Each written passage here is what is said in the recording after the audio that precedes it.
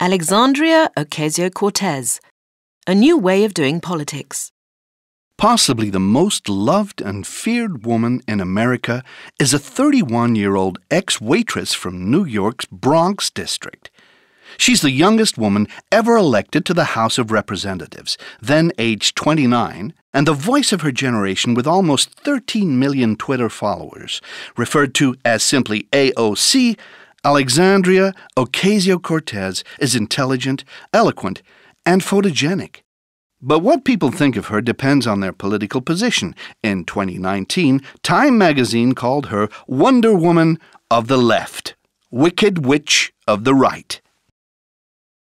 Her political story starts in the financial crash of 2008, when, like millions of other Americans, she and her mother nearly had their home repossessed by the bank.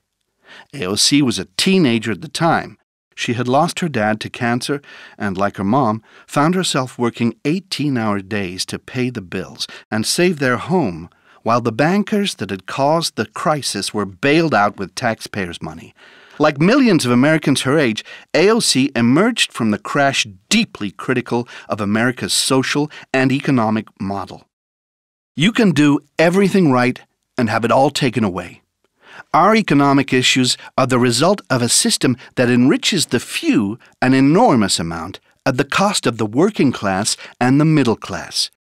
In 2018, AOC stunned the Washington establishment by beating one of the most long-standing Democrats to become the party's new representative for New York's 14th congressional district. From the start, both the Republican right and those on the moderate or older centrist side of her own party have portrayed her as a dangerous left-wing radical, something she disputes. We had much more radicalism in the United States as recently as the 1960s, or talk about how labor unions started in this country. That was radical. People died. It was almost like a war for the 40-hour working week and your weekends. Indeed, she argues it is not that she is a radical, but that American society itself has moved so far to the right in recent times. Ideas of hers that are called dangerous in the USA would be considered moderate in Europe. Guaranteed health care should be normal, she recently said. Trying to save our planet should be centrist politics. Indeed, if AOC is often depicted as radical and dangerous by right-wing politicians and media, it is in big part because they don't want Americans to see the growing extremism that is taking over their own side, the Republican Party. A good example of this was the baseless insistence by many prominent Republicans that the 2020 election was a fraud and that the result should have made Donald Trump the victor. The irony is not lost on AOC. If you want to undermine the very democracy that we claim makes us special and overturn the results of the election, that makes you a moderate Republican, she says. But if you want to guarantee health care in the United States, that apparently makes you a radical, dangerous leftist. Another way of interpreting her demonization by the right, however, is to say it is a sign of how much they fear her, and with good reason, too. In an age of populism, where voters value authenticity in politicians, AOC is a one-woman powerhouse. She has a millennial's ease with social media, regularly live streaming on Instagram from her kitchen as she cooks and answers questions from her 8.8 million followers. She's instantly likable and someone you would want as a friend.